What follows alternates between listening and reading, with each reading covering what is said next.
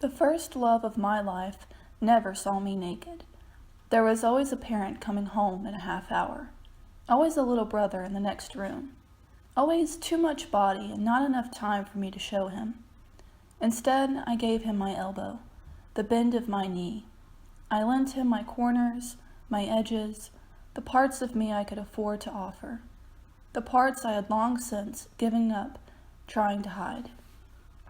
He never asked for more. He gave me back his eyelashes, the back of his neck, his palms.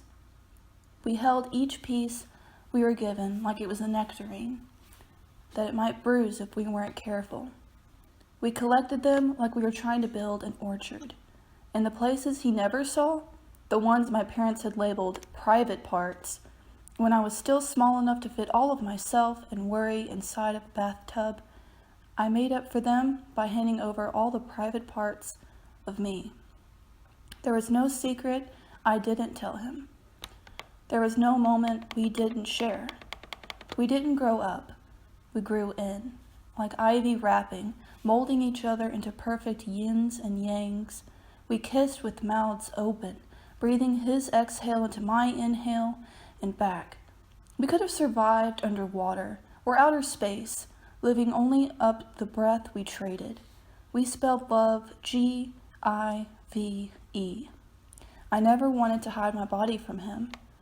If I could have, I'm sure I would have given it all away with the rest of me. I did not know that it was possible to save some things for myself. Some nights I wake up knowing he is anxious. He is across the world in another woman's arms, and the years have spread us like dandelion seeds, sanding down the edges of our jigsaw parts that used to only fit each other. He drinks from the pitcher on the nightstand, checks the digital clock at his 5 a.m. He tosses and cheats and tries to settle. I wait for him to sleep before tucking myself into elbows and knees, reaching for things I have long since given away.